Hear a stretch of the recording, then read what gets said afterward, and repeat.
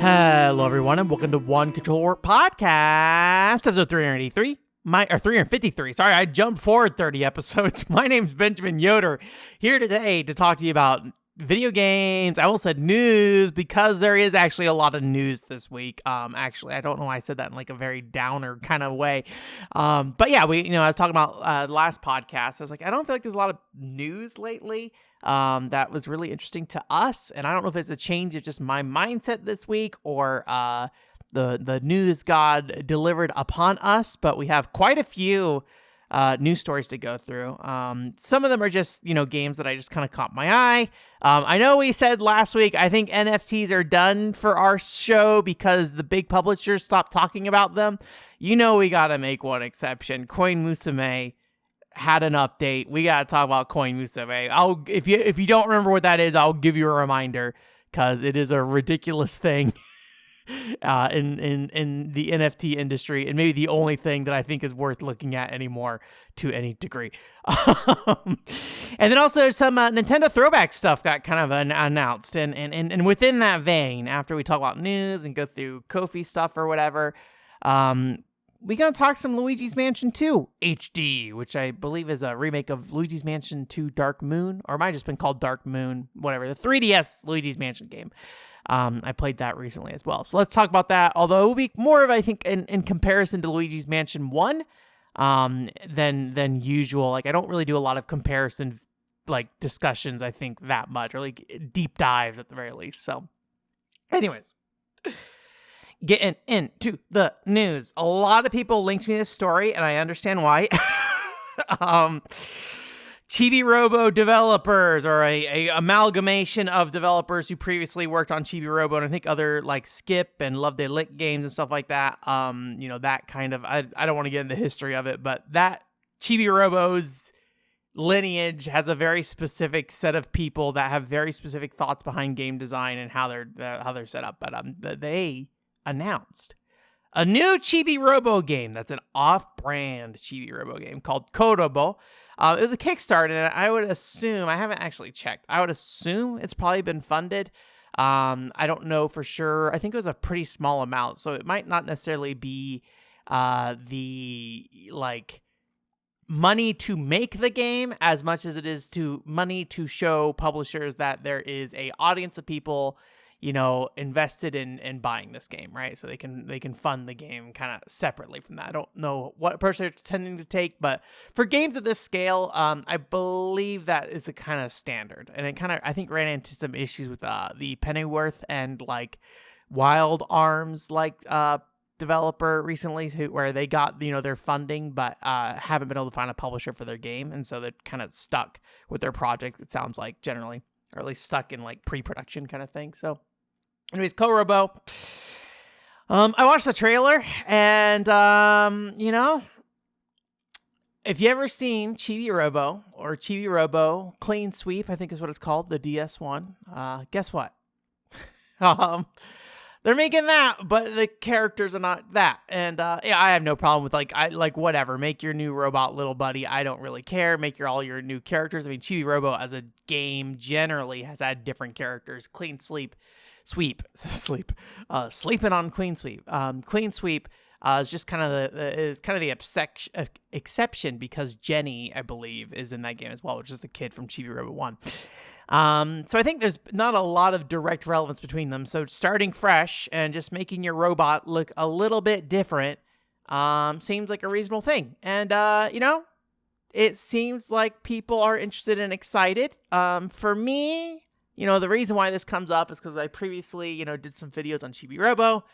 I've talked about it on Ko-fi before, but, that led to a little bit of drama. And I think actually a very gradual change in the type of content I make because of what happened in that situation where, essentially it was a news story that I tried to like take some ownership of by making like a very developed video for, only to have, the news story stripped out of it. And then the video itself doesn't really matter anymore, which, hey, I think that was like a fault on my side for even assuming that was a good approach in that situation. But at least, investing that amount of effort into a video to talk about it. But anyways, that video got some traction. And so I think a lot of people were like, oh, you're the Chibi-Robo research guy. At the end of the day, it's just something I kind of happened and stumbled into. I don't know if I have like a strong connection to Skip and their developers. I just forgot what I was doing, but I dug into that situation and ultimately ended up there. I don't really have a lot of strong feelings, I think, for Chibi-Robo these days, especially. But I think, they're good games and I enjoy them and stuff, so there's nothing wrong with that. But, the people in the Chibi-Robo Discord are, different level of Chibi-Robo fan than me. So many people out there in the world appreciate Chibi-Robo more than I do. And yeah, I think this is kind of the problem I have with a lot of this stuff is like, hey, this looks like a great thing if you want more of that. I think part of why I like Park Patrol on the DS is that it is a different style of game.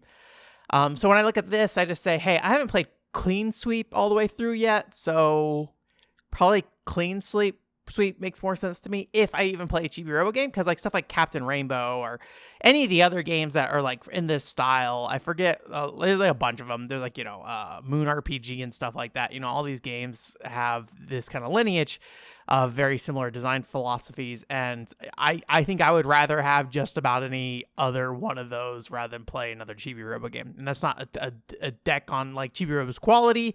That's not a deck on them doing this. I think it makes a lot of sense to create this the way they are creating it.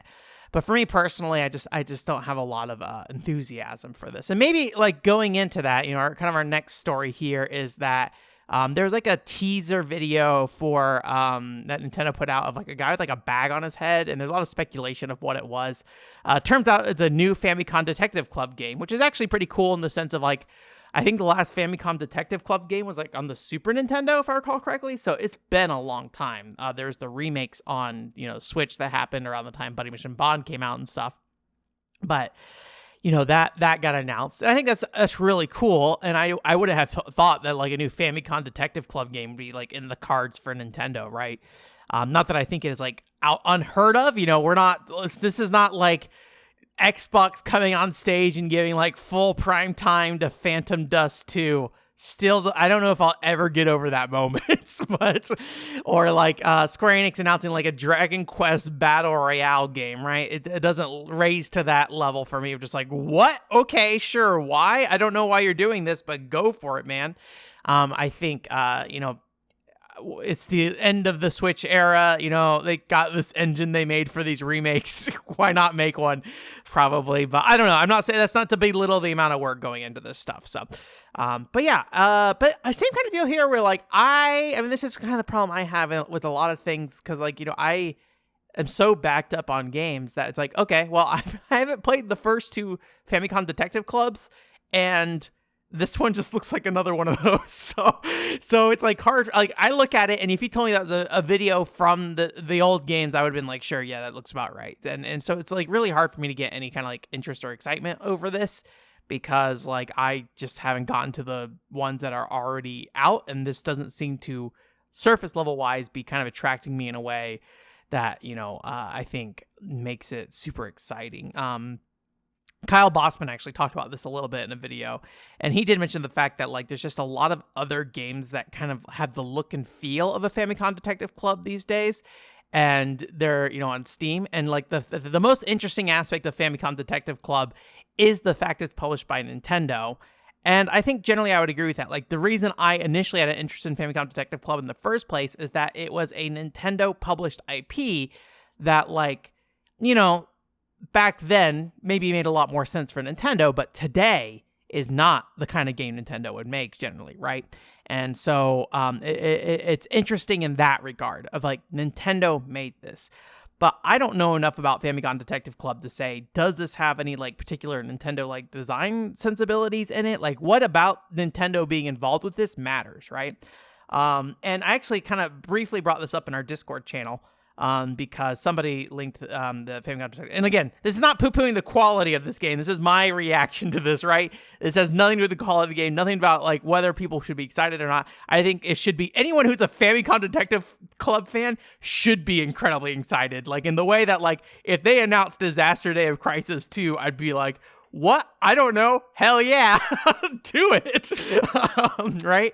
But Joseph in there mentioned the fact that like, well, production value wise, these games probably have a lot more polish and stuff to them than other games in this style on Steam. You know, Nintendo's going to put the money into this thing to make it work, right? And, you know, I'd imagine even, you know, it probably being a very budget title for Nintendo overall, you know, they're going to make it work, make it look nice, make it feel whole, right? In a way that maybe one on Steam might feel, you could maybe feel like the compromises that might need to be made, whether it be an artistic standpoint, voice acting standpoint, you know, all those kind of things. No, he didn't go to this detail. This is my thought and interpretation of it. But anyways, so yeah, it's just a similar feeling I have there of just like, yeah, okay, cool. Sure. So, but you know, part of this is just me being around forever. And I think part of this is also, I think, me not necessarily investing in whatever the latest games are, right? You know, if you ask me like, hey, are you excited for Dragon Quest 12? And it's like, well, there's about 11 other Dragon Quests I could check out if I really wanted to check out a Dragon Quest. So, of the mainline ones, right? I've only played 8, right? And so obviously an NES one's going to have a different look and feel than that. But like Dragon Quest 11, right? Like, having no context for what Dragon Quest 12 is, like, Dragon Quest 11 might as well fit that role. Like, if I was really excited, why not just go play Dragon Quest 11, right? That kind of thing. I think same thing with Famicom Detective Club. If I was really excited in Famicom Detective Club, then I would be playing Famicom Detective Club right now. If I was really excited in a new Chibi-Robo game or a new, you know, Captain, or whatever. Let's not say new Captain Rainbow. Let's just say Chibi-Robo. If I was excited in new Captain or Chibi-Robo game, words, then I would be playing Chibi-Robo right now because I haven't played Clean Sweep. But, you know, that's kind of just where I'm at, where it's just, there's a lot of things going on in my life with a lot of different games and a lot of different spaces. And it's really hard for me to, like, when we have these kind of iterative works and things like that, it's really hard for me to get excited because that's just like, okay, this doesn't really add a new opportunity for me. This doesn't really add something to the world to me. This just kind of creates another thing, right? And that doesn't mean that necessarily this is 100% true for both these games. You know, they're going to come out and you're going to be able to see like the design sensibilities behind them. And like, you know, obviously when you play them, there may be things that are different. Sometimes surface level things are not the things that matters. Maybe we get into like Luigi's Mansion 2 HD later. You know, the things that you see on paper up front aren't necessarily the things that, you know, determine whether a game is the same or not, right? You get a lot of times you can kind of sit down, play it, feel the structure of the game, and see how these things are actually laid out. So anyways, I think part of this kind of comes out of the Endless Ocean and another Code R thing of just like, yeah, I mean, cool. But, like, what if you just did something new, baby? Do something new. Got a great idea. Xenoblade with a Z. And it's not made by Monolith Soft. It's actually Raven Blade. That's what it is. Bring back Raven Blade as Xenoblade. How's that sound? Anyways, that would be a stupid. That's not a real news story. I would be ecstatic if that happened, just because, like, fucking yeah, whatever. Bring back Raven Blade. But no need to bring back. I can say words. Sorry, I got a bit of a headache. I don't know if that's like messing with my ability to talk today, but. Bring back Raven Blade is what you don't need to bring back Raven Blade. I'm not saying that Raven Blade would be a good thing to bring back. I'm just saying it would be stupid. So yeah. Anyways, you know, video games happen sometimes. I was looking at this one game. This kind of fits more in like the lifestyle space kind of thing. I believe it's called GOG, GOGH. I don't know if a thing like this exists already, but I kind of caught my eye because GOG is a thing. It's not really a game. It is like maybe a weird metaverse study space kind of thing. I'm sure you guys probably are mostly familiar. Anyone listening to the show is probably very familiar with like the whole YouTube thing of like music to study and chill to kind of thing, right? And I think the original one, or the one that kind of caught on originally, was one with like an anime girl with like a looping animation with headphones on as she does work, right? And then so there's like some, I don't know, some kind of relaxing music that kind of fits a study kind of aesthetic kind of thing, right? This is basically trying to bring that into an actual application that is interactive in some ways and also involves other people. And it's basically a little kind of room that you kind of control where you have a little avatar. You can kind of dress them up, customize them, and things like that. And there's like various like times and timers set up. And so this character will sit there and like, do work. They got their headphones on too, baby. Do work, and you just kind of leave it on the background while you do work as well. So your phone is on, and it basically lets you kind of integrate things like break times between works, focus times, and it will give you little timers and things like that. So it's basically like a fancy way to, kind of pace yourself at work, make sure you're not burdening yourself, things like that. A couple things that came up here. I was reading the 4Gamer article for this, so keep in mind this is all machine translated per use. I don't know if there's an English version of this. Let me pull it up. I think like Google Play, I think like auto machine translates anything that isn't in English already. Yeah, I don't know. It says Go Japan. I don't know. It says install, but it might not actually let me install. A lot of these things you have to like set up an account, like a Japanese account, which I have done before for what was it? Dragon Quest Champions and what was it called? My Mermaid or something like that. I forget what it's called. My Maid. Anyways, so you can do that. But my brain kind of stopped again. Headache. Thank you. Please go away. But one of these things that they're kind of also trying to integrate is the ability to have your avatar kind of respond to you in different ways. It is your AI support buddy. Oh, these graphics they have for the page are in English. So this probably has an English version actually. So, I haven't tried it yet, but it looks like it's out. So maybe I'll check it out. And it says, this app is available for your device. Thank you. Anyways, maybe I'll check it out. But yeah, it's like supposed to be a little AI support buddy thing that they're trying to integrate. And I don't really know what that means. Like, I don't know if that's like a Siri kind of thing where you're like, AI buddy, change the song we're listening to or something like that. I believe they have like custom music that you can have. I don't know if you like, I don't know. I'm trying to look at the screen here. There's like little sound effects that you can like integrate insect noises, breezes, things like that, adding kind of like some ambient noises. But I think the thing I'm not sure about is like with the music, if it is just the music from the app or if you're able to kind of pull music from your own playlist. I'm not sure if that's the case. I'm not seeing anything that jumps out to me immediately, but it says enjoy lo-fi music by Japan Lo-Fi Records. So maybe it's specifically that, but I don't know if you'd want to curate your own playlist or something like that. So, and then also they have some kind of networking going on where you can do group study sessions. And I don't know if that is something where you can communicate with other people or if it is just like hey, you have a bunch of your friend avatars will be in the room as well. And stuff like that. You can customize your room as well. So it's pretty cute. I might check this out or something. I don't know. It's kind of silly looking. And it's a fairly background kind of thing as well. So, but it's cute. And I kind of appreciate them trying to do that. Again, there might be things like this before. This is the first time I've seen this. I know a while ago, gosh, I forget. Was this something that I might be misremembering. I think I am. I thought the developer of Pandora's Tower might have made this, but I think I'm just conflating it with that other game they made with the guy that you kind of sit down with and farm with and stuff like that. But there's a while ago where we talked about on the podcast, I believe, some kind of like a virtual assistant buddy, and it's like this one guy, and it was like a very like handsome ikemen kind of guy. And he would basically help you plan and like manage your calendar and stuff like that. And obviously, I don't know how effective it really was or not, but you could dress him up and things like that as well. So it kind of reminds me of that, like little virtual assistant kind of thing. And you get some like avatar aspects with it and stuff too. So I don't know, it's kind of interesting. I think this kind of stuff is neat. But I'm not necessarily sitting there saying this is blowing the world away. You know what will blow the world away though?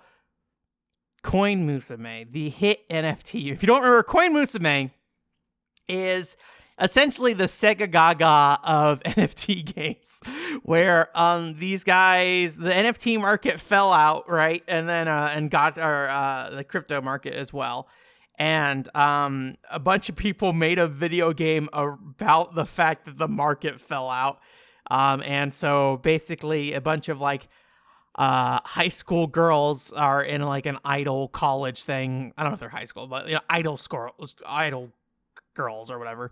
They're in like an idol college thing or whatever, and they're all trying to bring back the crypto market through song and dance and stuff like that. And all these idols kind of compete with each other and things like that. So the reason with this caught our eye initially, for however long ago it was, is that they created a theme song for the game. And since then, they have created 2 additional theme songs. What got me to look at this game again was a 3rd theme song showed up on my YouTube subscription feed. I was like, okay, let me take a look at it was Twitter, I think, is where I saw it. 3rd theme song came out. And in that, I saw they actually had a closed beta test about a month ago. So they had a video that was in English. The English videos definitely get less views than the Japanese ones. I think the Japanese video had about 1,000-ish views, where the English one had about like 150 or something like that. So, but yeah, so they kind of detailed their game. If you don't know, crypto games and NFT games often present a lot of art up front, but very rarely do they show a lot of gameplay. There are some exceptions. Like a while ago, we talked about a Counter-Strike esque game that has like NFT weapons, I think, and things like that. But in this particular case, it is kind of a idle RPG kind of thing. Idle in the sense of IDLE kind of thing, not IDOL. And you essentially build a cast of 5 characters on a team, and they'll have different stats around singing, dancing, and acting, and I assume, different numbers associated with those stats. And then I wouldn't be surprised if like a rock, paper, scissors system. I don't know for sure. Where like basically each version of those has like a strength against another, and then there's like a number value. And so like as long as the number value with the various modifiers come out on top for one player over the other, then they ultimately win. And then I think each character also has skills and things like that as well. So essentially they have like an auto mode, and you can set up a number of fights that you'll do, and then you'll do like 5 fights, and then you'll have one of the things of the video is where they turned it on, and she's like 4 wins and 1 loss. Yay! kind of thing. It's like that kind of style of video with the 2 talking like AI voice generated heads kind of thing. So to like build this team, you need a gacha, right? So you need to go ahead and pull your character, so you have to pay money to do that. But what's interesting about this is, and I don't know if I've seen this before, I would not be surprised if something out there exists that does this, but when you play a mobile game, typically there is, well, not always, but a lot of times there's like a stamina amount. And the stamina basically determines how much you can play, and then, over time that will recover and things like that, right? This game handles it in a different way, and I don't know if you'd even necessarily directly call it stamina, but it's the thing it reminds me most of, is that each character has their own stamina. And so you can only use each character specifically a certain number of times. But the thing is that it doesn't seem to automatically recover. It seems to be a set amount that you basically burn down. And then once that character has lost all their use points, they are no longer usable. Or no, sorry, I think they are usable, but they don't receive rewards anymore. So they're basically just a piece to help you succeed, but they don't get the rewards for winning or something like that. So how you recover this is through getting an item called, I think, comeback items. And so you use that to basically recover a character and allow them to perform once again. All of this is just floating little head icons, just as a heads up. None of this is like rendered in 3D or anything like that, as far as I can tell. It's very just kind of simple mobile game kind of setup here. And so, yeah, it's kind of a weird system where, you pull your character and you might get like an SSSR, but, you might not necessarily be able to use them because they only have a certain number of stamina, right? So, maybe these comeback items are plentiful, but, if they aren't, and I assume you could probably buy them, that is like a general ongoing cost for utilizing these characters. kind of thing, which is just kind of weird. And I feel like not standard. But I could be wrong. Anyways, but it's just kind of a strange thing. It feels very aggressive toward the player in that regard. I mean, admittedly, we're talking about like an NFT game. A lot of people already think NFT games are very scammy, NFTs in general.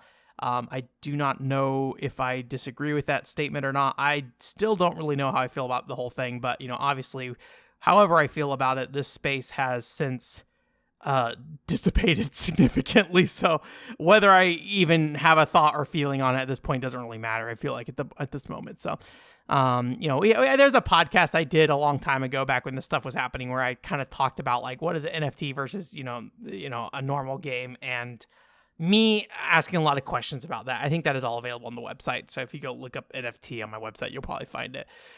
Because I don't think I ever found any answers to the questions I was asking, honestly, at that time. So they also just have like a high-low gambling mode, just like straight gambling, where you play the card game. I believe it's just called high and low. And you can use that to win as well without actually interacting with the girls or any of that stuff. So just build gambling directly into the app, I guess. I think it's like a web app thing, so you can load it on a PC or on a phone kind of thing. So one other thing that they also had in this beta, or at least seem to be promising long term, is just straight up like Bitcoin or coin tracking. So each of these girls, if I didn't make it clear earlier, represent different coins. So the Doge girl coin is a dog lady, right? And all that kind of stuff. And it basically just shows you like a chart in the way that like a stock market would show, or any kind of cryptocurrency chain thing if you've ever seen it. Like basically just like a line graph, right? It goes up and down depending on the value of the thing, right? And then you have multiple currencies laid out on the screen. In this case, multiple girls laid out on the screen, and they kind of go up and down. And the way they messaged this, they said, "This screen looks super fun. It looks fun to predict while chatting with everyone." I don't know if there's any direct chat features in the game. I suspect that they're just saying you can just talk with other people who are in the community through Discord or something like that, or on Twitter. I assume Discord is kind of probably where a lot of this stuff happens. But they say vote boldly and feel the thrill. So anyways, I mean, at the end of the day, I think what's interesting about this language a little bit is just like how direct it is in terms of just the reward structure it's trying to deliver to you as the player. I mean, obviously there's the financial incentive, although at this point, I wonder how many people are still financially invested in this concept at this time, or how many people are like, in the down market, at the same time, like, this is, or the end of this market, right? Depending on how you want to look at it. In the same time, this game is kind of built to kind of sympathize and bring in people who do have probably the idea that this game will probably, or eventually this market would kind of rebound at some point kind of thing. So, but yeah, this is basically gambling in a lot of ways. But I know for a long time when we talk about video games integrating things like loot boxes and random pools and gotcha stuff, right? All that stuff. I think there's always been this idea that like at the end of the day, it is still gambling. But I think you can also, bring that down to some extent, right? Like one of the things when I originally was writing the Final Fantasy XI video, I was trying to convey what keeps you playing in the early part of that game, where, there's not a lot to do other than just kind of watch your character slash the enemy. And there's a lot of things when it comes to visual presentation, things like that.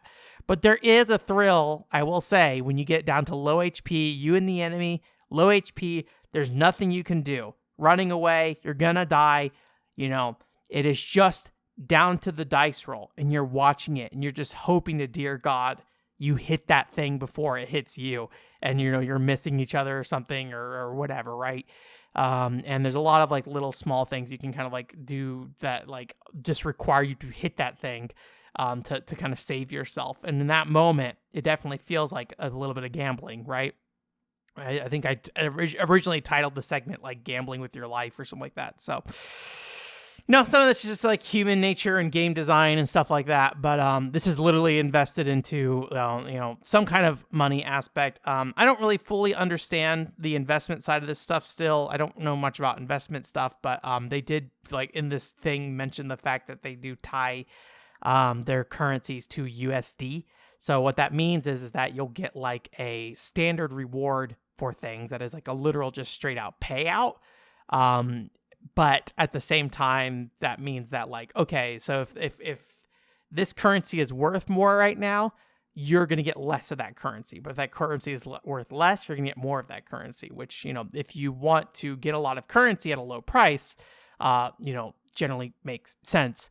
But then if you want to, get currency when it's a higher price, then, that doesn't benefit you if you have like a set reward tied to the USD, right? So, United States dollars, if I didn't specify that earlier. So I think a lot of things in the world when it comes to investment and currencies and stuff is tied to USD. So, but I don't really know the current state of all this stuff. And also like, I don't remember the last time anybody's talked about this stuff in regards to, investment. They claim that this fact about the game is largely untrue for every other crypto game out there. I don't know if that's true or not, or if that's a good thing or a bad thing. But, some of this stuff I just think is kind of interesting to kind of see the language around and exactly what they're prioritizing in the messaging, because I think the idea of like, what exactly did somebody who wanted to play games around NFTs, what do they want to get out of it beyond money, right? Because we're in a situation where they are investing in it now, and do they get enjoyment out of it? Is this a situation where somebody would not make a smart, like, I know we'd all say NFTs aren't a smaller investment, and I'd probably agree with you. But like, let's assume there's like levels of investment you can have here that are smart and unsmart. Would somebody make a not smart investment in this particular case because they think one girl is cuter, right? Like would somebody invest in a girl even though there's like an actual financial tie to that girl, right? In the case of this game, I don't know. I'd be curious to know. But a lot of people I think make a lot of, when it comes to like whales and things like that with purchasing stuff through mobile games, things like that. I think we know that as people generally, there are people who are vulnerable to this kind of stuff and things like that. So these kind of like ongoing money sink kind of games that ask more of you than just, the entry fee or something like that. These games all have different ways they can kind of like squeeze you, right? And so I'd be curious, I think characters are a big part of squeezing people of their money today when it comes to like, introducing different outfits for characters or interesting different SSRs or whatever. Special cards, or like, determining drop rate, right? If the character is desirable, generally you're probably going to want to make that drop rate lower so people spend more money to try to get them and probably make that card more, or that monster or whatever you're pulling, more desirable mechanically as well. I don't really know a lot about this stuff. This is me just kind of like talking right now. So don't take this as me like saying confidently about this stuff. But when I think about this stuff, the character-based nature of mobile games and stuff like that, I think is something I've been thinking a lot about more recently. And this definitely goes and creates a character-based crypto game kind of thing, right? And I'm not saying that will be successful, but I guess I can kind of see what they're trying to do there. So anyways, a couple more things here. I know this episode's already going a little long. I just wanted to talk about Steam a little bit. So, I think I talked a little while ago about discoverability of games and my kind of lack of attention to Steam. Kind of a part of this is that when I look at games, I mean, this is related to news discussion as a whole. When we look at games, or when I look at games, I often will see a lot of games that I just kind of like look at and that looks neat, and then just kind of like throw into the wind, which is true across the board. But Steam especially, because it's not like physical games where eventually, at some point, life signs on the DS will show up in my face again, right? Steam games are going to go into Steam and then go away, and I'll never see them again. So because like, unless somebody puts a news story or just talks about it later, just like, I'm not going to see it come up again in the future. But so I was like, well, there's the Steam wishlist feature, right? And people add stuff to their Steam wishlist. I don't necessarily know the intention of Steam wishlist per se. I think there's like tracking of price and things like that in there if you want, or if people just use it to remember the games they want to get. I don't really know how people utilize their Steam wishlist, but I have like a Steam wishlist with like 7 games in it. Most of it I just kind of added I guess to remember that I needed to try them out eventually. And so I guess I'm like, maybe I should like formally adopt that as what I do with Steam. So I did go ahead and add a couple games to my Steam wish list. So I thought I'd maybe talk about that. I don't know if this makes any sense to do this, because at the end of the day, like, I don't necessarily know if I'll come back to these games ever. So it's a little hard for me to say that like I'm gonna add this to my Steam wish list and I will get to it, but I thought I'd try it. Both of these games are not out yet, and I believe they're shown at Tokyo Dungeon 5 or Bit Summit or both. I'm not quite sure. One game was Pastel Parade. This is a pretty simple rhythm game. It looks like you basically have girls on the right side of the screen, and then they basically have like bottles of water that they throw on people on the left side of the screen. It kind of looks like a Rhythm Heaven mini game, kind of like expanded out into a full game maybe. Whether or not that has the depth or whatever is kind of another thing, but aesthetically it's got a really cute look. Everybody's very rounded and cutesy. It's got kind of like a Puyo artist look. I don't know if it is the same artist or not. Art is from Bone. I don't know who Bone is, but Bone's art is here. So I thought that was cute, so I added that on there. The other thing is, this one game that I saw actually looks like really interesting, although apparently this developer has been doing this for a while. It's called Cyborg Prototype. I don't know if that is Cyborg and it's a prototype, or if the name is Cyborg Prototype. I think it is Cyborg Prototype. It's got this kind of this generic, kind of futuristic anime look. If you remember the that one game that the Shin Megami Tensei composer, that's a game I probably should add to my Steam wish list. So that game, like there's like the third-person Valkyria Chronicles-esque shooter kind of thing. It's kind of gonna look similar to that, but the production value seems quite a bit higher. But it also, in some ways, looks like it could be like AI-generated game because it looks so generic in some ways.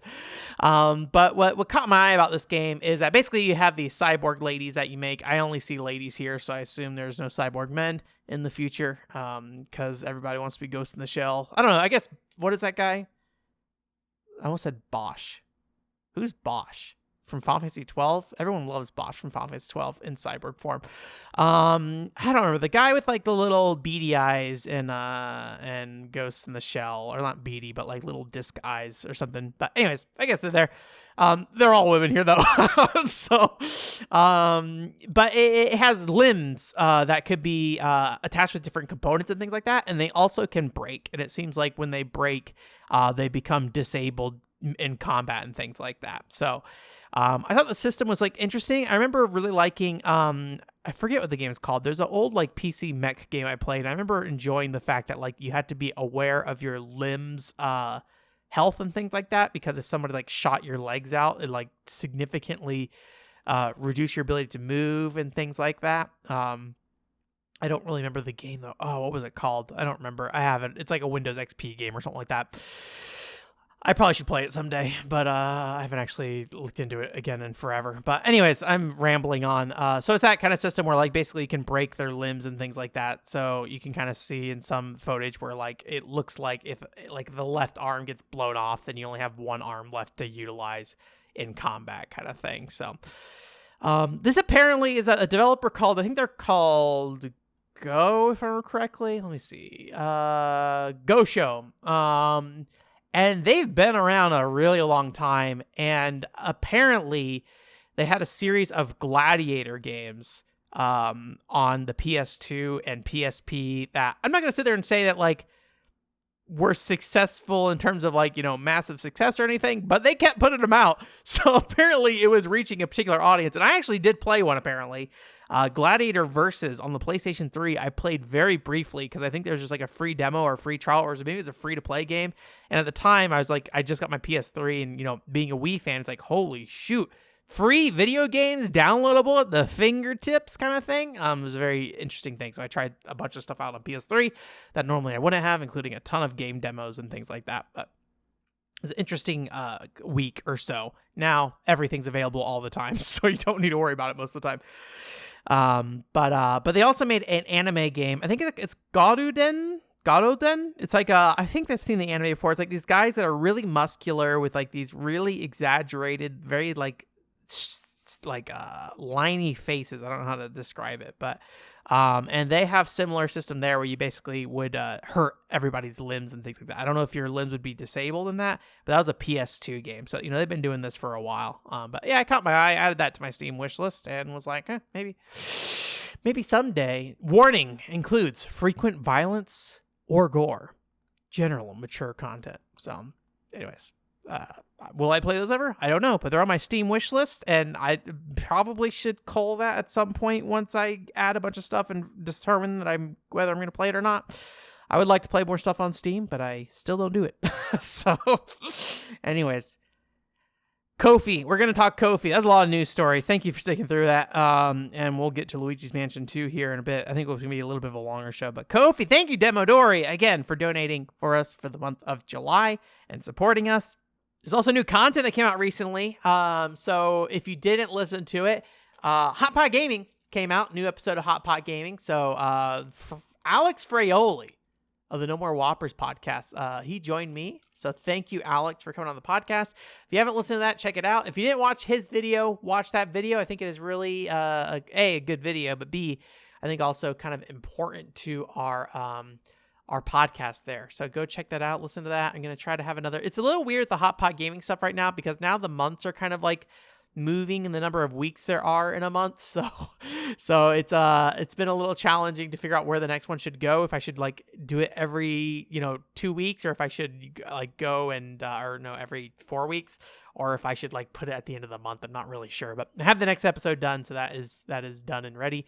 If you didn't see, I did go ahead and open up my NES, try to fix it. That was a nightmare. But it's there if you want to watch that. Although I think that came out before the previous podcast. I did a Dojin game video for a game called Last Resort. There's a dislike on that video. I'm not really sure why. I wish people left comments with dislikes, because why did somebody dislike a random Dojin game video? Like, I don't understand. I have no concept of why they disliked it. I would love to know. But YouTube dislikes tell me nothing. So, or at least individual ones. So there's that. And then I think this week. So you're listening to this podcast on Monday, maybe. But Archives Fantasia. I went ahead and cut together the podcast clip I made for that back in I forgot how long ago, and made a video review for that. That was 17 minutes long. It's a lengthy one. Took a while to edit as well. And then I think before the next podcast, let me double check. Yeah, before the next podcast, I'll also have a pickups video with a bunch of like Sega Bina, Love and Berry, and Hunex stuff. So I did play a Sega Bina game since then, so I will follow up with that podcast, probably talking about a Sega Bina game that I played as well. So check all those things out. I've been debating, because the Hot Pot Gaming podcasts, I try to finish them about a month ahead of time usually. That's not always true, but that's what I've been trying to do.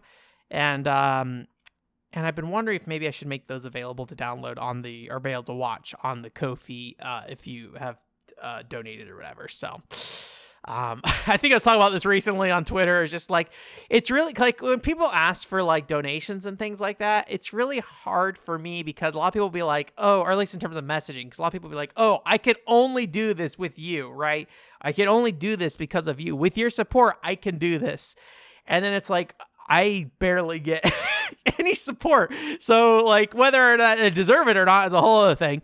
Like that's a whole discussion. There's a great discussion to be had about like how much can people actually support everybody in this weird direct support kind of economy where people only have so much money to throw around, right, at the end of the day. But like it's hard for me to say like, oh, this is the only way I would do this, when I have been doing this for like almost 15 years now, if not more than that, with making very little money. I'm sure over the course of my 15 years, I've made less than $1,000 on everything. So, it's really hard for me to sit there and say that per se, but, it is helpful if you donate. It helps me justify the time I spent on this, helps me, feel a bit better about what I'm doing. And, I don't know, it's hard for me to create unique content because I do a lot of weird stuff that probably should be available for most people to see. But at the same time, like it doesn't make a lot of sense to create like exclusive content because like nobody's watching it. So it's like, what am I doing at the same time? I think the Patreon was like me trying to do that. Just like, I'm going to make this content regularly, but then like, okay, this content has no views or like one view. Jillian watched it basically. So yeah, stuff like that. But anyways, that's not really here or there. Just thought I'd bring that up again. Thank you again, Demodori, for supporting me, supporting us, supporting all of us. I also thought about making like, I have a lot of like when I sit here and talk about games and review them, it's like sometimes I repurpose them later for video reviews and stuff like that, right? So it's like, well, I could probably just do like a special segment in between that's like the Ko-fi segment where I just talk about a game, and then eventually I'll put it out as a video. And if you are listening here, you get to hear it first, but I don't know, but I can tell you this, not quit my job anytime soon, or not, I guess technically I'm self-employed, not abandoning my business anytime soon. Anyways, Luigi's Mansion 2 HD. That was such a baby way to roll into that. I don't know what I'm doing. I'm trying to think of like a segue that I could like segue into this. Luigi's Mansion 2 HD. I'm not quitting my job anytime soon because Luigi's Mansion 2 HD was $60 and I'm broke. I'm not broke. I'm fine. Luigi's Mansion 2 HD. Hey, this is a Switch remake of the 3DS game, Luigi's Mansion Dark Moon, as far as I can tell. I originally skipped this game, and I don't 100% remember why. I'm sure there's a lot of different factors, just like where I was at life, money, and also like I was mostly playing console games rather than portable games. But my nephew asked me to play the multiplayer mode, which we're not going to really talk about today, but the multiplayer mode with him. So I picked it up to play with him, and so I did that, and it was a good excuse for me to finally revisit the Luigi's Mansion universe. And I think it was interesting because Luigi's Mansion 2 is like this vaguely familiar feeling game in a lot of ways, where it feels a little bit like the original Luigi's Mansion. But at the same time, I could tell something was different and something felt off. And rather than just sitting there and being like, oh, like it was like nostalgia or something like that per se, I wanted to kind of like go back and look at Luigi's Mansion 1 a bit as well. So while I didn't finish Luigi's Mansion 1, I got through a good chunk of it. If not, like I think I got to the final area basically, and then just kind of dropped it from there because it's this whole like ghost hunt thing they have to do. So what I'm doing today mostly is going to be kind of talking a little bit about both games in that context, and maybe comparing them a little bit, and why I think different parts of Luigi's Mansions 1 and 2 kind of feel differently from each other. Because I think while Luigi's Mansion 2 kind of like lacks a lot of the tone and feel of the original game, but at the same time, I think it's like ultimately like a more mechanically sound game overall. So, just a quick reminder, if you don't know anything about Luigi's Mansion, Luigi, he goes into a haunted mansion for whatever reason, largely to hunt ghosts, basically. And you go in these mansions, and there's different rooms, and all these rooms are kind of like these little diorama setups that you kind of go around and you shuffle around the furniture and things like that. Like money and gems come out of it. So you're collecting money to kind of like, I actually don't know. I guess collecting money in this game upgrades your poltergeist, your vacuum that you use to suck the ghosts up. In the original game, it's more about like, just like an overall score kind of thing. But yeah, it's kind of this scavenger hunt kind of game. But when the lights are out, you can tell that ghosts are in the room as well. And so you're going around, you're shaking the furniture, and you're revealing ghosts. And when they come out, you basically flash them with the light, and then you can go ahead and basically suck them up and things like that. So that's kind of the core idea here. But like kind of the big initial difference that you'll notice up front is that Luigi's Mansion 1 was a single mansion, where this game has, I think it's like 5 mansions in total. And the design philosophies behind them feel quite a bit different. The original Luigi's Mansion, the design feels a little bit more in world, where it feels like everything kind of has a place for a reason.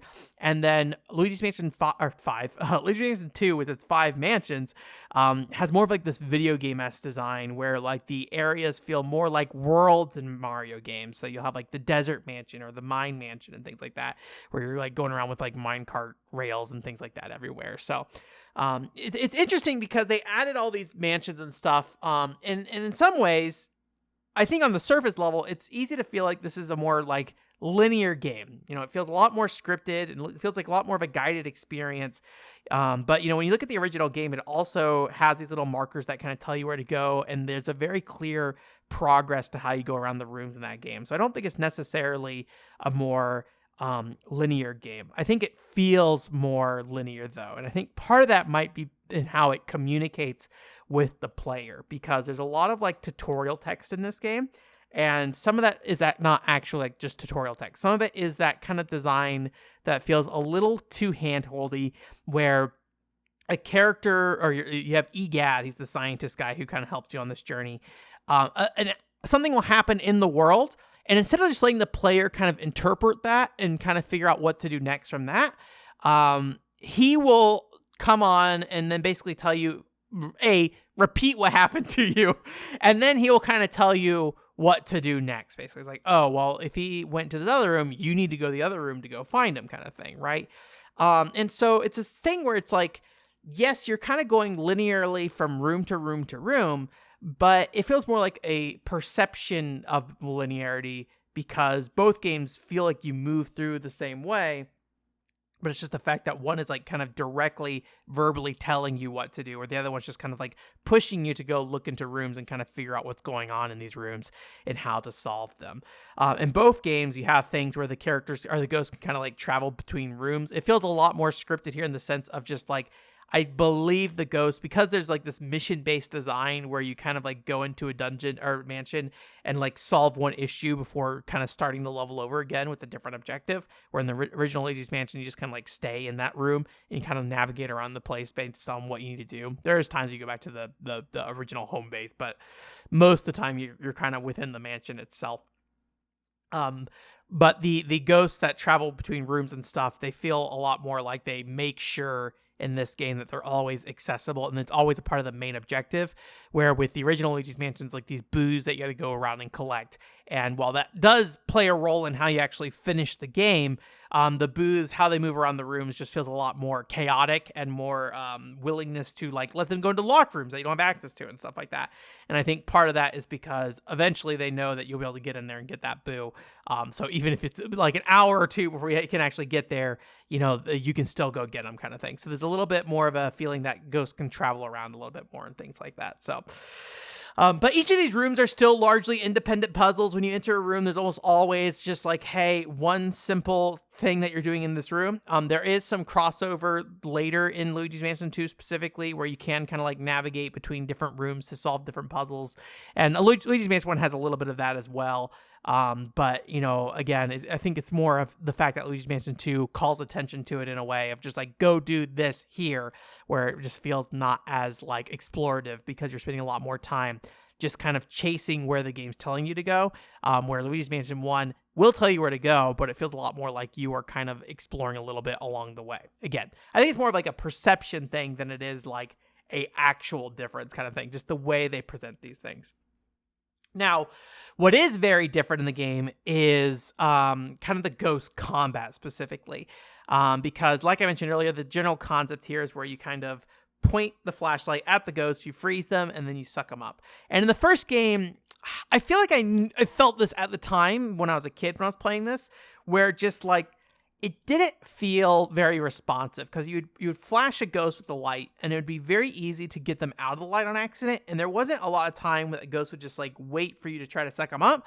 They would just like disappear almost immediately. So it was really easy to just be moving your light around, because you have this light on and you just like flash a ghost and they disappear. You have to wait for them to respawn, basically. Luigi's Mansion 2 had a lot more of a tactile feel to this that I think works really well, where basically your light doesn't necessarily freeze them immediately.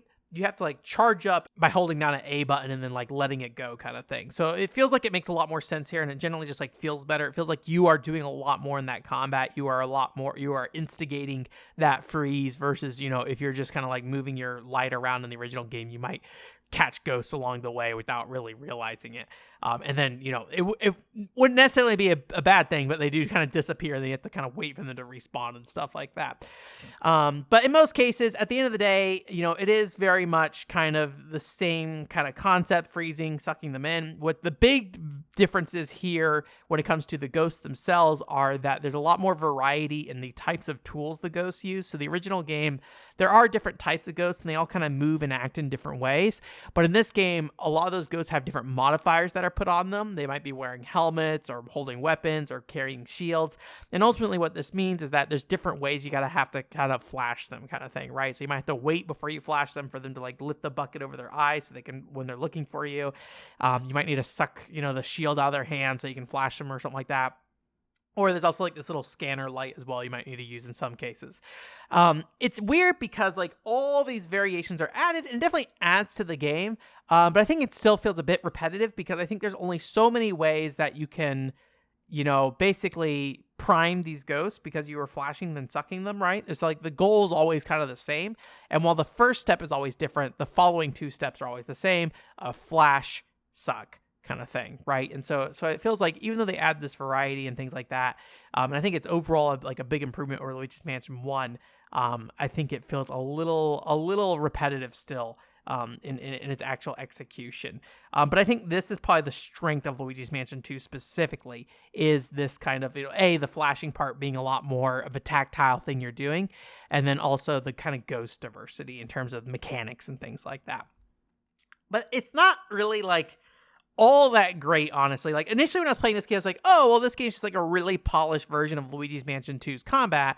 And in a lot of ways, as we talked about, it has been. But there's a lot of things about this combat that still just feels weird, and especially around the bosses. Basically, in Luigi's Mansion, there are mini bosses and then the main bosses. In the case of this game, it's like at the end of each mansion, there's a big main boss. In the case of Luigi's Mansion 1, it's like just kind of sprinkled throughout based off, I think, the floor of the mansion that you're on. And I don't know what it is, but there's something about, like, in Luigi's Mansion games, the boss fights don't feel very interactive a lot of times. It feels like a lot of times you're just kind of solving a puzzle, and there is, like, some dodging elements to it, where, like, something might be thrown at you, and you kind of dodge it and things like that. But at the end of the day, again, maybe this kind of comes back to the limited moveset that Luigi has, but it feels like you're just kind of, like, freezing a boss, then sucking them up, and so it's more about, like, basically releasing them from a state where you can go ahead and freeze them kind of thing. In this game, it's definitely a lot more elaborate in the sense of like there's like this on-rail shooter segment you can do. There's like this like silly staircase level kind of thing that they have going on here. Actually, that's kind of a different situation. It's like a set piece. Take that back. I don't listen to me talk about that. But all these boss fights have these little things going on that just feel like they, maybe in the same way as the regular Ghost, just like they're trying to differentiate these fights. But at the end of the day, it feels like you're kind of just generally doing the same thing. It's really hard to find interesting ways, I think, to make Luigi's combat just feel interesting. And but I think it feels, even though like there's probably more variety in this game, it feels like it's almost more repetitive. And I think part of that is because Luigi's Mansion 2 doesn't really have a style to it, I feel like. It feels very much more, again, as I mentioned earlier, like the Mario-esque kind of worlds. It feels like they're kind of scared to do too much with like how each of those worlds look in Luigi's Mansion 2. And I think part of this is really reflected in the ghost designs, which are just kind of these generic, rounded looking ghost creatures kind of thing. And just like nothing about them really inspires a lot of like interest, I feel like. They just kind of feel like they are pretty normal. And this is also true for the mini bosses and a lot of the large bosses as well. Like every final boss is basically just this one little type of ghost that kind of like is hidden within things, and they're just kind of like this little wispy kind of white ghost kind of thing.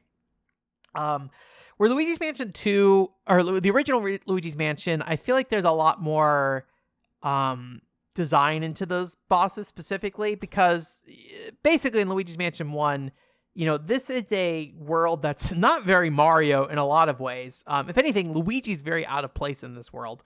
And you're in this mansion, and each of these rooms are very designed in a particular way. It's like, oh, here's the room for the husband's study, right? Here's the bedroom with the lady in there, brushing her hair or whatever. Here's the weightlifting room with like, the college kid lifting up these big weights to make them big and buff and stuff like that, right? Each of these ghosts have like the theme to them that like fits a room, And usually like the puzzle to solve their problem kind of fits their theme a little bit, right? So with the girl, it's about messing up her hair through, letting wind into the room or whatever, right? With the weightlifter guy, it's about beating him at kind of his own game by like hitting him with like the punching bags and things like that, right?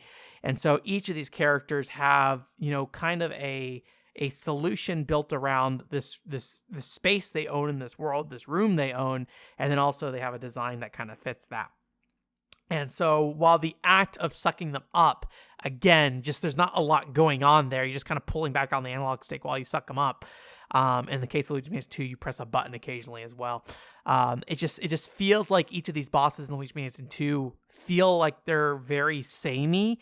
And so it's like really hard to distinguish one from the other outside of some like very key set pieces that often, again, just like they feel like they feel more like kind of these puzzles that don't necessarily relate to any particular thing happening in the game. It's just like this space that like, oh, here's a giant spider that's like underground or something. I don't know.